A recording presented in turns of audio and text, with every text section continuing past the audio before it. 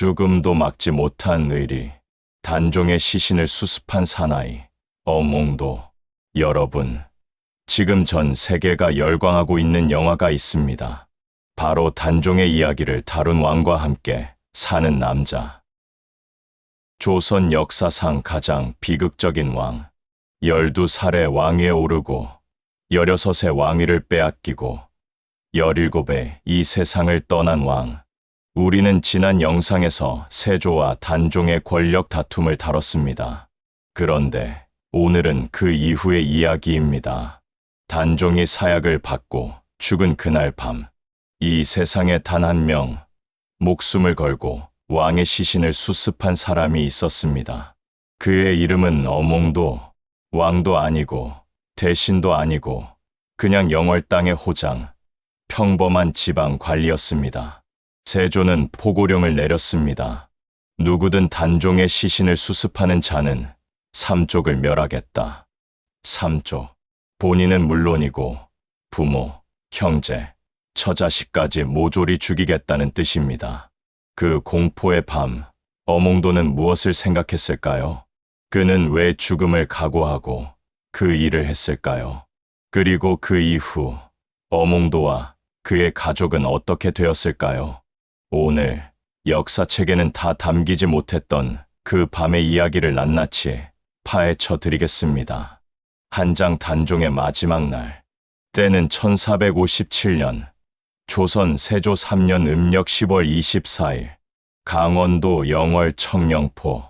세면이 강으로 막히고 한 면은 절벽인 천연의 감옥 같은 곳입니다.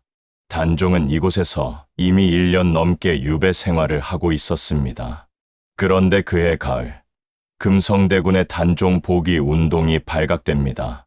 세조의 삼촌 금성대군이 은밀히 군사를 모아 단종을 다시 왕위에 앉히려 한 것입니다. 이 사건으로 금성대군은 사사되고 단종에게도 죽음의 그림자가 드리워집니다. 한양에서 왕명을 받은 금부도사 왕방연이 영월로 내려옵니다. 그의 손에는 사약한 사발.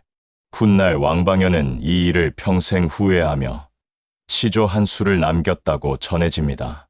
천만리 머나먼 길에 고운님 여의 없고 내 마음 둘 데 없어 냇가에 앉았으니 저 물도 내 안 같아야 울어 밤길 예놓다. 사약을 전달하고 돌아오던 왕방연이 강가에 앉아 울며 지었다는 시입니다. 그런데 이 사약 장면은 역사 기록과 야담의 여러 가지 버전으로 전해집니다. 야담 첫 번째 버전 단종이 스스로 목숨을 끊었다. 일부 야담에 따르면 사약이 도착하기도 전에 단종은 이미 상황을 직감했다고 합니다. 관풍원 앞마당에서 홀로 하늘을 바라보던 단종. 그는 스스로 목을 매 목숨을 끊었고 사약은 이미 숨진 시신 옆에 놓였다고 합니다. 이 버전은 단종은 자살했다는 민간 전승으로 세조의 직접적인 사례를 피하게 해주는 이야기입니다. 야담 두 번째 버전 활줄로 목이 졸렸다. 또 다른 이야기에서는 사약이 아니라 자객들이 보내졌다고 합니다. 단종이 사약을 받아들이지 않자 결국 활줄로 목을 졸라 죽였다는 것입니다. 조선 후기 문헌에는 교살이라는 표현도 등장합니다. 공실, 기록, 세조실록에는 단종의 죽음에 대한 기록이 매우 간략합니다. 세조가 일부러 축소하고 은폐했기 때문입니다. 훗날 숙종 때 단종이 복위 되면서 단종실록이 다시 정비되었지만 그 죽음의 방식은 여전히 명확하지 않습니다. 분명한 것 하나는 1457년 그 가을, 관풍원에서 17살 소년 왕이 죽었다는 사실입니다. 그리고 그 시신은 함부로 버려졌다는 것입니다. 2장 세조의 공포 포고령. 단종이 숨을 거두자 세조 측에서는 즉각 처리 명령을 내립니다. 그런데 그 처리 방식이 충격적이었습니다. 세조의 명은 간단했습니다. 시신을 강에 던져라. 그리고 누구든 그 시신을 건드리는 자는 삼족을 멸한다. 삼족멸. 이 시대에 이보다 무거운 형벌은 없었습니다. 내가 죽는 것은 물론이고 나의 부모, 나의 형제, 나의 자녀까지 핏줄로 연결된 모든 이가 죽는 형벌입니다. 왜 세조는 이런 명을 내렸을까요? 이유는 명확합니다. 단종의 시신이 수습되어 제대로 묻힌다면 그 무덤은 반란 세력의 구심점이 됩니다. 왕릉이 생기고 제사가 열리고 사람들이 모이면 복이 운동의 씨앗이 됩니다. 세조는 그것이 두려웠던 것입니다. 포고령이 내려진 그날 밤, 영월 읍내는 얼어붙었습니다. 사람들은 강가에도 가지 않았습니다. 혹시라도 시신 근처에 있었다가 의심이라도 받으면 가족 모두 죽는 것이니까요. 그날 밤 영월 사람들의 이야기, 민간에 전해지는 이야기에 따르면 단종의 시신이 동강 물 위를 떠다녔다고 합니다. 강가에 나온 몇몇 사람들이 그 광경을 목격했지만 아무도 손을 내밀지 못했습니다. 달빛 아래 왕의 시신이 강물을 따라 흘러내려가는 모습을 사람들은 통곡도 못하고 눈물만 삼켰다고 합니다. 전설에는 이런 이야기도 있습니다. 단종의 시신이 강에 던져지자 갑자기 하늘에서 천둥이 치고 번개가 쳤다고 합니다. 그 바람에 강물이 역류하고 시신이 강 한가운데에 멈춰 서 있었다고 합니다. 마치 하늘이 노한 것처럼. 물론 이것은 야담입니다. 하지만 이 이야기에는 당시 민심이 담겨 있습니다. 영월 백성들이 단종의 죽음을 얼마나 억울하게 여겼는지 그 마음이 담긴 이야기입니다. 세장 어몽도는 누구인가? 자, 이제 오늘 이야기의 진짜 주인공을 만날 시간입니다. 어몽도? 그는 도대체 어떤 사람이었을까요? 공식 기록에 따르면 어몽도는 영월의 호장이었습니다. 호장이란 조선시대 지방의 향리 중 우두머리입니다. 오늘날로 치면 지방 행정의 실무 책임자 정도라고 할 수 있습니다. 중앙에서 내려온 수령을 보좌하고 지역 행정을 실질적으로 운영하는 사람이었습니다. 어몽도의 가문은 영월 엄씨 집안입니다. 대대로 영월에 뿌리를 내린 토착 향리 집안으로 지역에서 꽤 인망이 있었습니다. 그의 성품에 관한 야담, 민간에 전해지는 어몽도의 인물 묘사는 한결같습니다. 그는 의리를 아는 사람이었고 불의를 참지 못하는 성격이었다고 합니다. 평소에도 약자를 도왔고 영월 지역에서 덕망이 높은 인물이었다고 전해집니다. 그리고 결정적으로 어몽도는 단종이 영월에 유배 온 이후로 그를 가까이서 지켜봤습니다. 지방 행정의 실무자로서 단종의 유배 생활을 실질적으로 뒷바라지했을 가능성이 큽니다. 빈약한 음식, 헐벗은 옷차림, 점점 야위어가는 소년 왕의 모습을 매일같이 목격했을 것입니다. 어몽도의 결심, 그날 밤, 포고령이 내려진 그날 밤, 어몽도는 홀로 깊은 생각에 잠겼다고 합니다. 야담에 따르면 그가 가족을 불러 이렇게 말했다고 합니다. 저 분은 살아 계실 때도 왕이셨고 돌아가셔서도 왕이시다. 왕의 시신이 강물에 떠다니는 것을 보면서 아무것도 하지 않는다면 나는 사람이 아니다. 내가 죽더라도 저 분의 시신은 거두어 드려야 한다. 그의 아내는 울면서 말렸다고 합니다. 당신만 죽는 것이 아니에요. 우리 아이들도 죽어요. 제발. 어몽도는 이렇게 대답했다고 합니다. 사람으로서 해야 할 일을 하고 죽는 것이 사람답게 사는 것이다. 내장 시신을 수습하던 그 밤, 1457년 음력 10월의 밤, 동강에 찬 바람이 뼈를 에이는 밤, 어몽도는 혼자 혹은 아주 소수의 사람들과 함께 강가로 향했습니다. 강가에 도착한 어몽도, 달빛 아래 강물 위로 무언가가 떠 있었습니다. 17살 소년의 차갑게 식어버린 몸. 어몽도는 강으로 들어갔습니다. 차가운 강물이 허리까지 차올랐지만 그는 시신을 향해 걸어갔습니다. 전설 하나, 단종의 능이 스스로 자리를 잡았다. 이 대목에서 영월에 전해지는 유명한 전설이 있습니다. 어몽도가 단종의 시신을 수습하여 어디에 묻을지 고민하고 있을 때 갑자기 시신 근처로 동물들이 모여들었다고 합니다.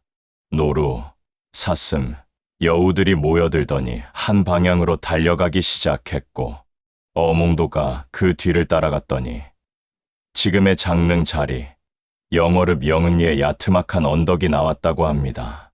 동물들이 그 자리에서 멈췄고 어몽도는 이곳이다 라고 직감했다고 합니다. 하늘이 내린 맷자리라는 이야기입니다. 전설 둘 호랑이가 지켜주었다. 다른 전설에 따르면 어몽도가 시신을 수습하는 동안 커다란 호랑이 한 마리가 나타났다고 합니다. 사람들이 두려워 떨었는데 호랑이는 공격하지 않고 오히려 주변을 돌며 경계를 섰다고 합니다. 마치 왕의 호위 무사처럼 어몽도가 매장을 마치자 호랑이는 조용히 산속으로 사라졌다고 합니다. 이런 전설들이 생겨난 이유는 명확합니다. 영월 사람들은 단종의 죽음이 너무나 억울하고 슬퍼서 하늘과 자연마저 그를 위해 움직였다고 믿고 싶었던 것입니다. 실제 매장 과정, 어몽도는 시신을 지금의 장릉 자리에 정성스럽게 묻었습니다. 왕의 예우에 걸맞은 장례는 당연히 치를 수 없었습니다. 아무도 모르게 조용히, 그러나 최대한 정성을 다해서 봉분도 만들지 못하고 표시도 할 수 없었습니다. 단지 어몽도 자신만이 그 위치를 기억할 뿐이었습니다. 5장 그 이후 어몽도의 운명, 시신을 수습한 다음 날 영월 고을이 발칵 뒤집혔습니다. 단종의 시신이 사라진 것입니다. 세조 측에서 즉각 수사에 착수했습니다. 범인이 누구인지 찾아내어 삼족을 멸하라는 왕명이 내려졌습니다. 그런데 놀라운 일이 벌어집니다. 어몽도가 스스로 관아에 나타난 것입니다. 내가 했소. 관아가 순간 얼음처럼 굳었습니다. 수령은 당황했습니다. 영월에서 가장 인망 있는 사람이, 가장 덕 높은 사람이 스스로 자수를 한 것입니다. 어몽도의 진술, 야담에 따르면 어몽도는 신문 과정에서 이렇게 말했다고 합니다. 나는 이 고을의 호장으로서 왕의 시신이 강물에 버려지는 것을 차마 볼 수 없었소. 임금이 죽으면 신하가 곡하는 것이 도리인데 시신마저 수습 못하면 신하가 아니지 않소. 내 죽음은 각오했소. 다만 내 가족들은 모르는 일이니 나만 죽여주시오. 이 진술을 들은 수령도 관리들도 눈물을 흘렸다고 합니다. 아무도 쉽게 그를 묶어 올릴 수 없었습니다. 세조의 반응, 역사적 수수께끼. 여기서 역사의 가장 신비로운 부분이 등장합니다. 어몽도의 자수 소식이 한양에 전해졌을 때 세조는 어떻게 반응했을까요? 공식 역사 기록에는 세조가 어몽도를 처벌했다는 기록이 없습니다. 삼족을 멸하겠다는 그 무서운 포고령을 내렸으면서 정작 실행했다는 기록이 없는 것입니다. 왜일까요? 학자들의 해석은 다양합니다. 첫 번째 해석은 세조가 내심 감동했다는 것입니다. 진화로서 왕의 시신을 거둔 행동은 유교적 도리에 맞는 것이고 세조도 그것을 알았다는 겁니다. 두 번째 해석은 세조가 어몽도를 처벌하면 오히려 역풍이 불 것을 두려워했다는 것입니다. 민심이 단종 편이었으니까요.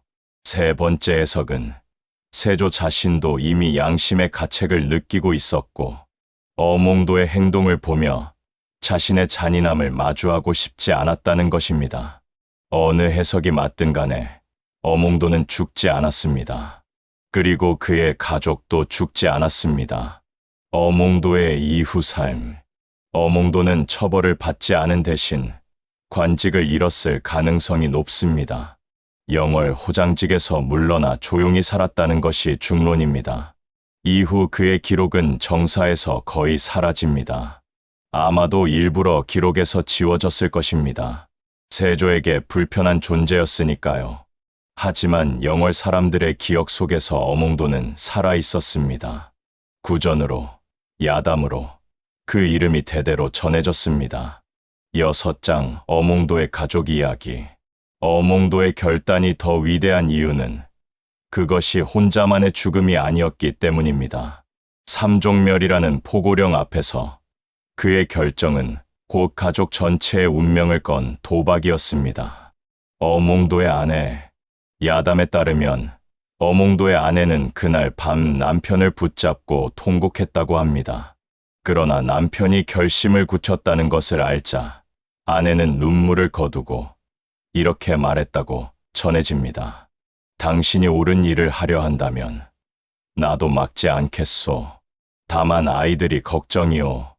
그 후 그녀는 남편이 돌아올 때까지 뜬 눈으로 밤을 지새웠다고 합니다. 어몽도의 후손들. 놀라운 것은 어몽도의 후손들이 끊기지 않았다는 것입니다. 삼종멸의 포고령이 실행되지 않으면서 그의 가문은 영월에서 계속 이어졌습니다. 훗날 단종이 복이 된 이후 숙종 24년인 1698년에 어몽도의 행동이 공식적으로 인정받게 됩니다. 조정에서는 그의 공을 기려 충의를 포상하고 그 후손에게도 특별한 예우가 주어졌습니다. 어몽도는 사후에 공조판서라는 직위를 추증받았습니다. 살아서는 호장에 불과했던 그가 죽어서 정의품 대신의 직위를 받은 것입니다. 단종의 유배 생활을 도왔던 또 다른 영월 사람들, 어몽도 혼자만이 아니었습니다. 영월에는 단종을 불쌍히 여겨 몰래 도운 사람들이 여럿 있었습니다. 단종이 청령포에 있을 때 근처 마을 사람들이 몰래 음식을 갖다 주었다는 이야기가 전해집니다. 관청의 눈을 피해 떡이나 나무를 싸서 강을 건너 전달했다는 것입니다. 발각되면 큰 벌을 받을 수 있는 위험한 행동이었지만 불쌍한 소년 왕을 위해 기꺼이 나섰습니다. 7장 세조의 말년, 업보의 이야기. 이제 마지막 이야기입니다. 세조의 말년입니다. 세조는 단종을 죽인 이후 10년을 더 살았습니다. 1468년 52세로 사망합니다. 그 10년 동안 세조는 매우 심각한 피부병에 시달렸다고 합니다. 온몸에 부스럼이 생기고 가려움이 극심해 잠을 자지 못했다는 기록이 있습니다. 민간에서는 이것을 단종의 저주라고 불렀습니다. 조카를 죽이고 왕위를 빼앗은 죄값이 몸으로 나타났다는 것입니다. 세조의 꿈 이야기. 세조에 관한 가장 유명한 야담은 꿈 이야기입니다. 어느 밤 세조의 꿈에 단종의 어머니 현덕왕후가 나타나 침을 뱉었고 그 자리에서 피부병이 시작되었다는 것입니다. 세조가 전국 명산의 사찰을 순례하고 불심에 귀의한 것도 이 무렵입니다. 법주사, 상원사, 오대산 등 여러 사찰을 친히 방문하고 불경을 외웠습니다. 어쩌면 그는 살아생전부터 자신이 지은 죄의 무게를 느끼고 있었던 것인지도 모릅니다. 오대산 상원사의 전설. 오대산 상원사에는 이런 전설이 전해집니다. 세조가 목욕을 하고 있을 때 한 동자승이 나타나 등을 밀어줬다고 합니다. 세조가 내가 누구냐고 물었더니 동자승은 사라졌고 그 후 피부병이 씻은 듯 나았다는 것입니다. 상원사에는 지금도 그 동자승이 문수보살이었다고 전해집니다. 그러나 역사는 냉혹합니다. 세조의 피부병은 실제로 완치되지 않았고 그는 고통 속에서 52세로 생을 마쳤습니다. 에필로그 단종의 복위와 어몽도의 영광. 그로부터 약 240년이 흐른 1698년 조선 제19대 왕 숙종의 치세. 마침내 단종이 복이 됩니다. 노산군에서 다시 왕의 자리로 묘오는 단종. 영월에 초라했던 맷자리는 왕릉 장릉으로 격상됩니다. 그리고 어몽도의 이름도 역사에 공식적으로 새겨집니다. 조정은 그의 충절을 기리며 공조판서를 추증하고 장릉 곁에 충신묘역을 만들었습니다. 어몽도는 단종을 위해 절개를 지킨 32인의 충신들과 함께 그 묘역에 이름을 올렸습니다. 오늘날 강원도 영월의 장릉을 방문하면 그 한쪽에서 어몽도의 이름을 발견할 수 있습니다. 영월 호장 출신의 평범한 지방관리가 죽음을 각오한 단 하룻밤의 결단으로 역사에 영원히 남은 것입니다. 여러분, 오늘 어몽도의 이야기를 들으면서 어떤 생각이 드셨나요? 그는 영웅이 아니었습니다.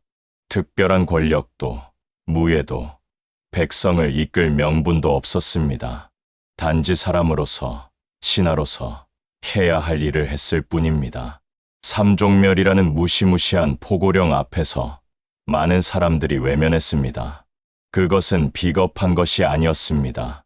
당연한 것이었습니다. 살아남으려는 본능이었습니다. 하지만 어몽도는 달랐습니다. 그 한 사람의 결단이 17소년 왕에게 제대로 된 흙 한 줌을 덮어줬습니다. 그리고 그 이름이 240년이 지나 역사에 새겨졌습니다. 사람으로서 해야 할 일을 하고 죽는 것이 사람답게 사는 것이다. 어몽도의 말이 오늘도 가슴을 울립니다.